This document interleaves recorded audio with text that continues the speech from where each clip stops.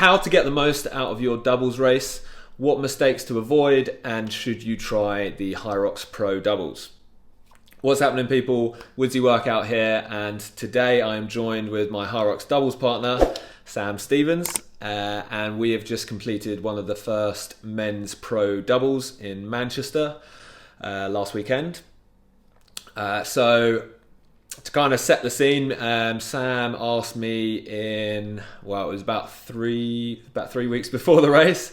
Yeah, I think. I didn't give you too much notice, did I, Rob? It was probably 2-3 weeks before. Yeah. So thank you, mate. Yeah, so someone just kind of messaged me something along the lines of, it's a long shot, but any chance you want to give it a go?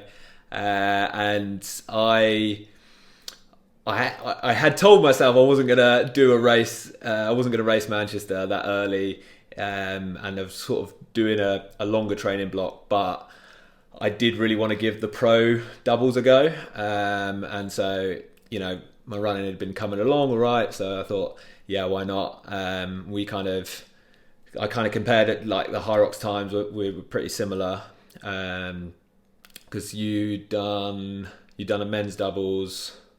Like the Open, Yeah. right? Yeah. Yeah. And our pros times are not a million miles apart, are they? Our pro singles times. Yeah.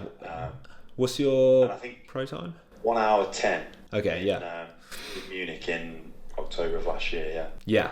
Yeah, and then I did an hour 7 and my last one in November. So, yeah, in my head, we was kind of going to be similar. And I did a little test run in the gym and we kind of talked some loose tactics, thinking we'd be at a similar pace. But Sam... Those tactics all went up. Yeah. Yeah, so that kind of... that went out the window, and you was actually really pushing me on the runs, especially in that first half of the race, and then I think we kind of settled in during the second half and were a bit more evenly matched, and then at the end we were really kind of pushing each other. Would you say that's about right? Yeah, 100%. Yeah, totally. Yeah. No, it was a good race, wasn't it? I really enjoyed it. Yeah. I think, to be honest, the reason why I sort of reached out to you, Rob, is I thought our sort of strengths played into each other. I knew that you had really strong stations and we were probably similar in terms of the runs, so we could probably make a good pairing. So yeah, and that's like I always wanted to try the doubles, and I thought that I'd kind of almost put off the open doubles, because I was like, well, my strength is the stations and the heavier the better.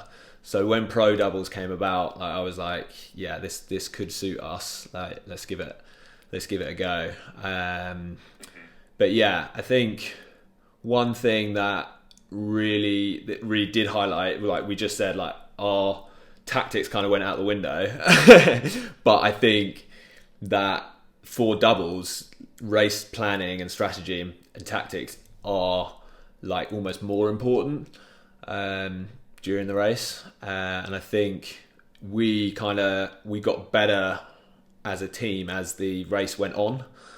Yeah, and because for example, at the beginning, I know that I was feeling like I knew that you was feeling good on the first few runs, and when it came to the stations, I was kind of like, well, I know my strong point is the stations. I'm all right doing these, but I was almost like, if I give you more, we'll be even on the runs. We'll be more even on the runs.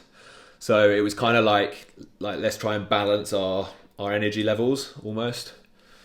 I think the difficulty was because I was pushing the pace on the runs for us. I was actually getting to the station before you did. Yeah. So naturally, I didn't want to stand there. You didn't want to waste it. Yeah, exactly. Yeah. Exactly, but that kind of didn't work in our favour in that I would go first. Naturally, you'd go second. Yeah. And then you'd be fatigued. I'd normally finish the station, and then it was like, God, get into that fast pace, and especially whenever I do the singles, it normally takes me that, like, I'm running the whole time, but my first 30 seconds of the run is much slower, and then I pick it up. And I think that if you've just been resting just before going to the run, you you're good to go. Like you got that pop straight away. So yeah, it's kind of, that's definitely something to consider, is matching who's going to start and finish the stations. 100%. I would say, in terms of like a summary of how I would sort of, in a nutshell, describe the doubles in comparison to a singles, is is more comparable to the likes of like a marathon or a half marathon, and then the doubles is more so a sprint, because it's rest work. So just looking at some of my run times, for example, on average I'm 15-20 seconds quicker per kilometre on doubles. Yeah, which kind of says it all, really, doesn't it? Yeah, and that's pretty similar. Like, to me, like, I think it was interesting. I think especially when I started, and I knew we was pushing the pace, and I knew I didn't know whether I could hold the pace, but I stayed with it for the first couple of runs, because I was like, I don't know how. I know this is not maintainable, but if I'm getting the rest on the stations, I might be able to keep this pace up. And as it happened, we started to slow down in that midpoint. Yeah. We just had to, something had to give a bit. Out of interest, were you on those first 3 kilometers? Were you pushing it to the max, or were you trying to sort of save a little bit to? Yeah, I would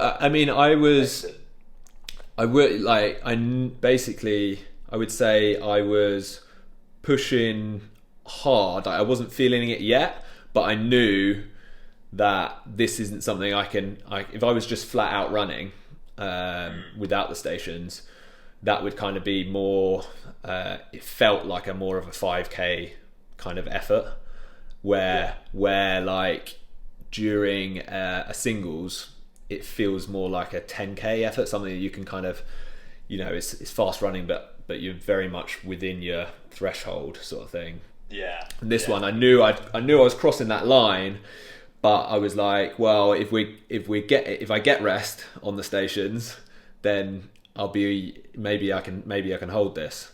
And I think we slowed down in the middle and then picked it back up at the end.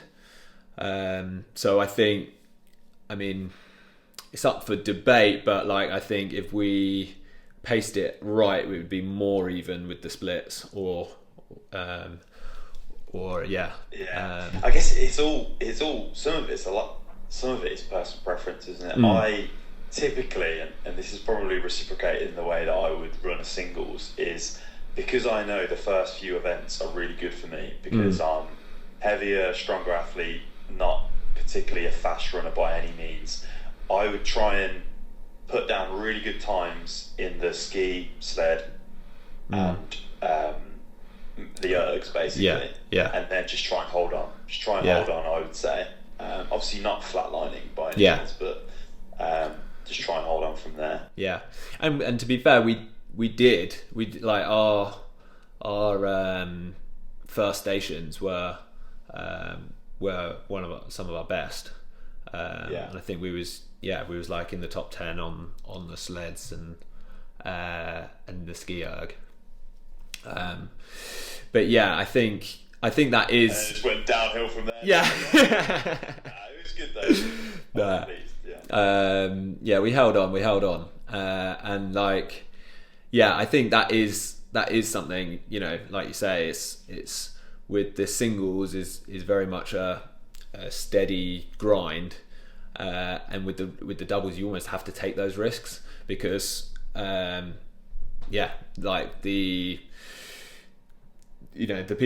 win, you're going to have to go. Yeah, you are pushing that red line kind of thing, and I think the biggest thing is just matching each other's energy levels. So you are both working at your hardest. It doesn't work if someone's working much harder than the other, whether that be because I think for anyone that's doing doubles, one of you is going to be you're never going to be exactly even. One of you is going to be a little bit faster, on the runs, and one of you might be stronger on the stations.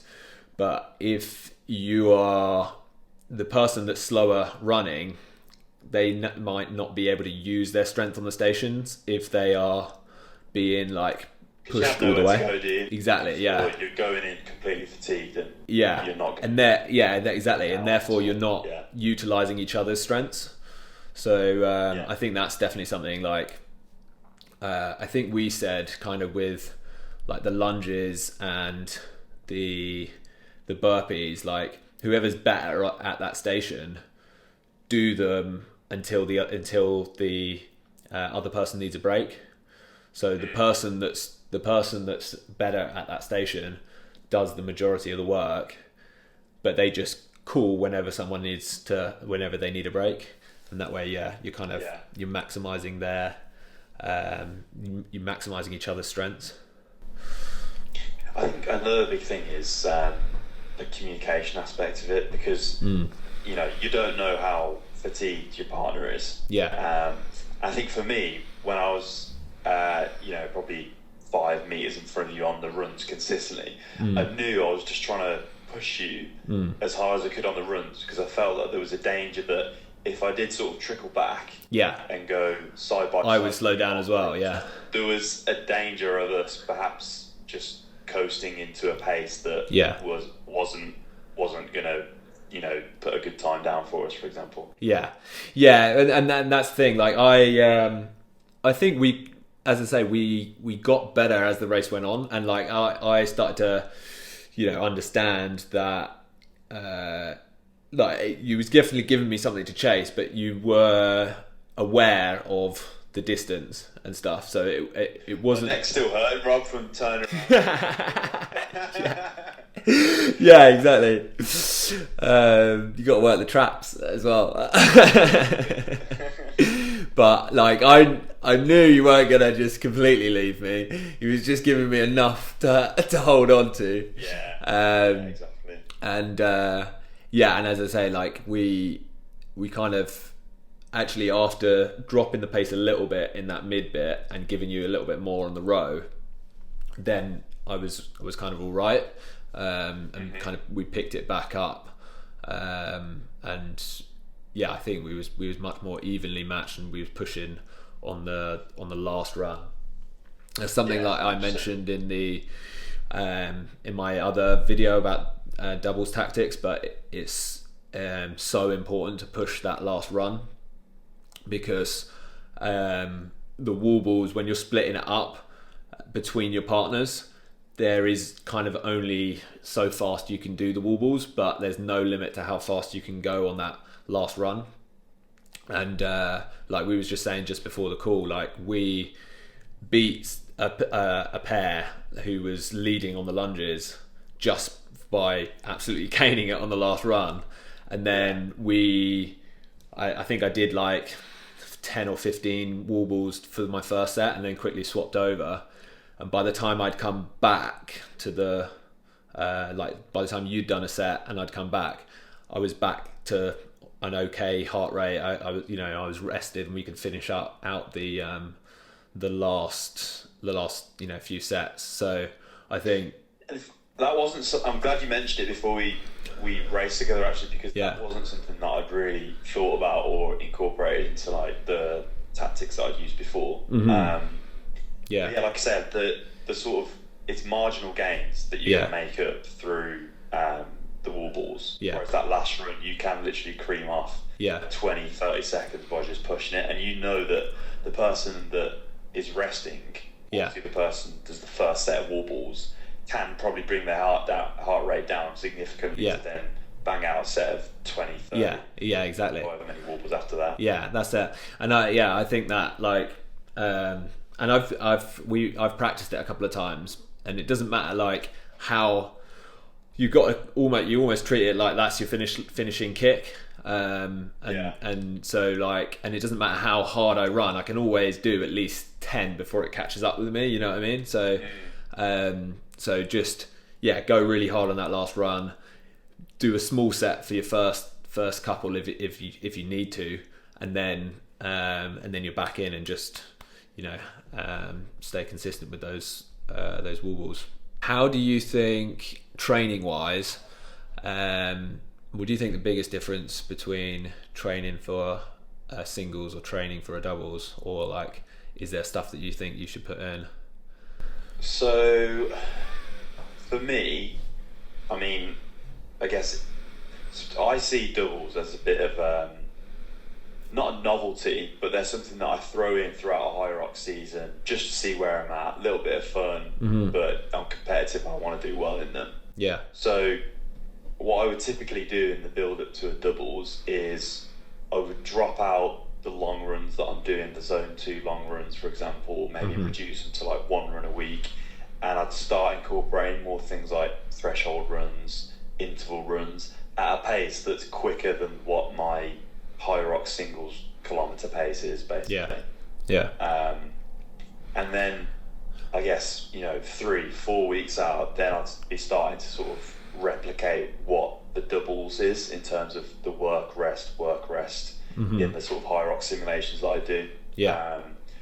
So for example, I think on the day that I asked you to jump in with me, I was doing kilometre runs followed by 30 seconds on, 30 seconds off on each of the stations. Yeah, I gave that a go as well. Yeah, what your recovery is like as well. Yeah. I think I did the same. I did a couple of those sort of simulations where I did what I thought would be an equal work to rest. I think one thing that you might have to consider is when racing, you're going to be going a little bit faster than like your normal, kind of pace. So where I was sort of going 30 on, 30 off, it was, I think on some of those where we was pushing the sled really hard, it was more like 15 seconds on, 15 seconds off, and that doesn't quite give you that same rest. But yeah, no, I think you're definitely right, and I think that's kind of where I'd been doing like a kind of a base build with my running and doing a lot more longer, steadier runs, and just gradually increasing my like mileage. My endurance wasn't an issue, so like I was good to continue towards, like, as the race went on, I actually felt better, but I hadn't been kind of tapping into that high intensity VO2 max style workouts, and I think that is important in the Hyrox doubles. And I think like you say, the doubles you can actually utilize as a way of getting better for the singles, and like I think it helps, like it gave me a feel for what I could potentially do, in terms of like running that fast or that hard during a Hyrox singles, if you can build into that, I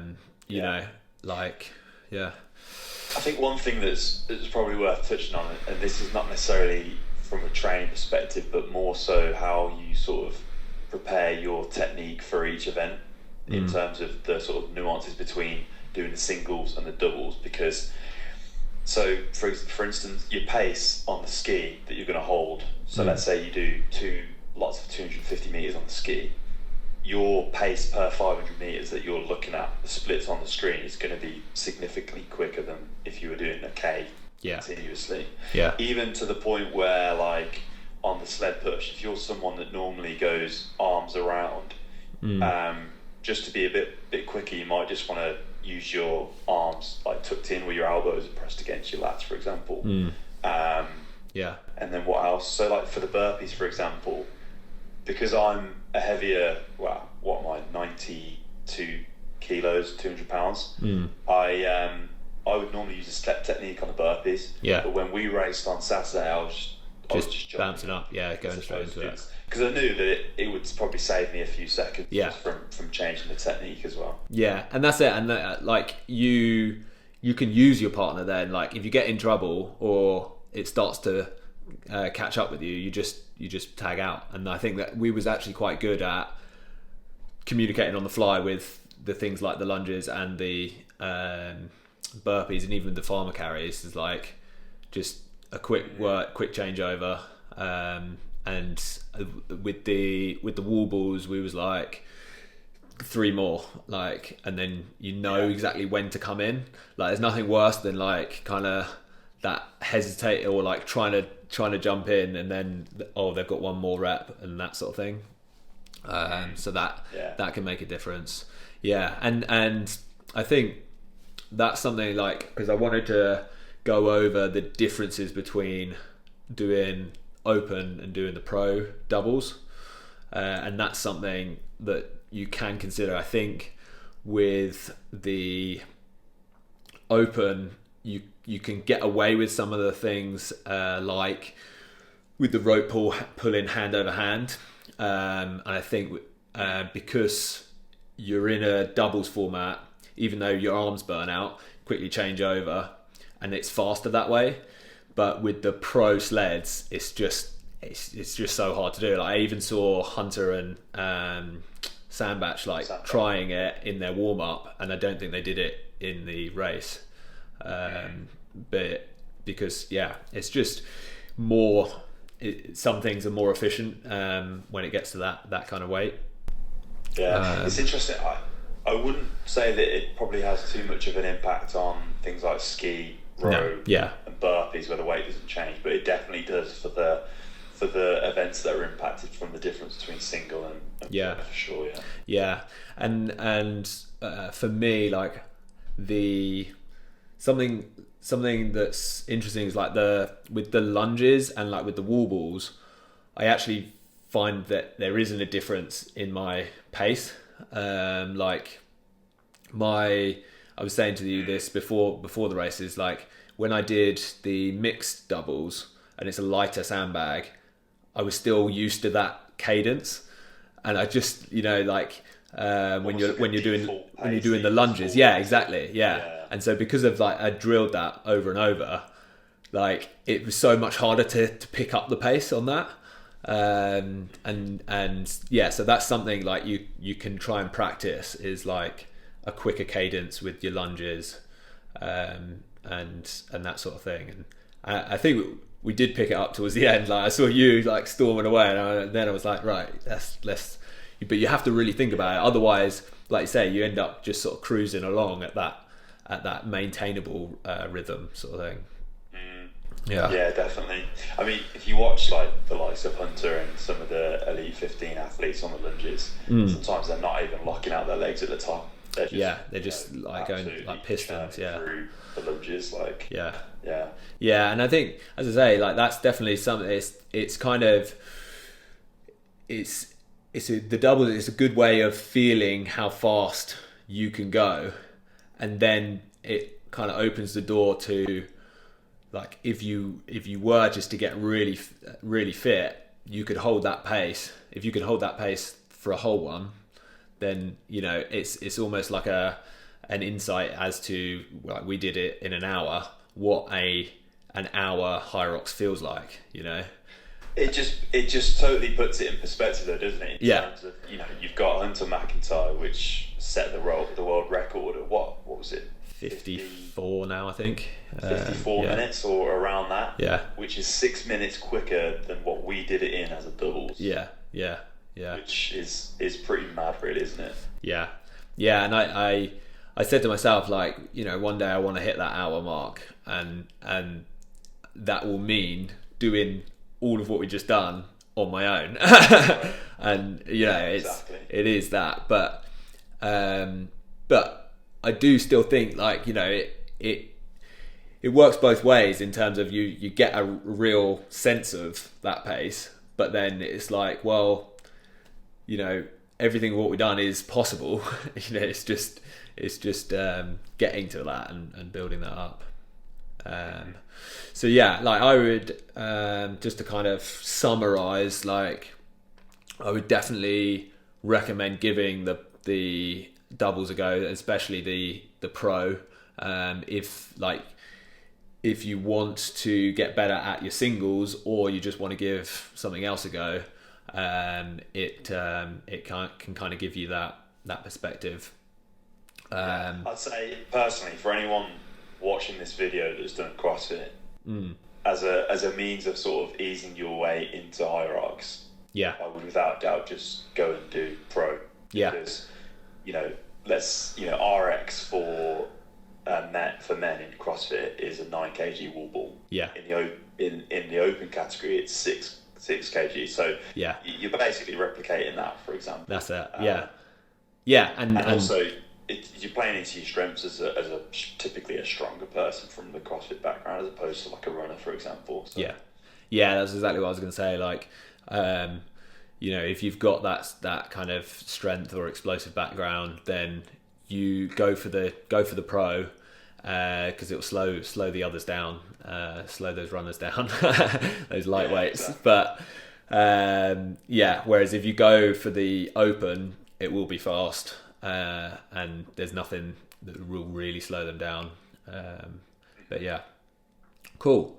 Okay, well, hopefully that's given you some takeaways, and we might be doing another doubles sometime in the future. Haven't got anything in the books yet, but you might see us again.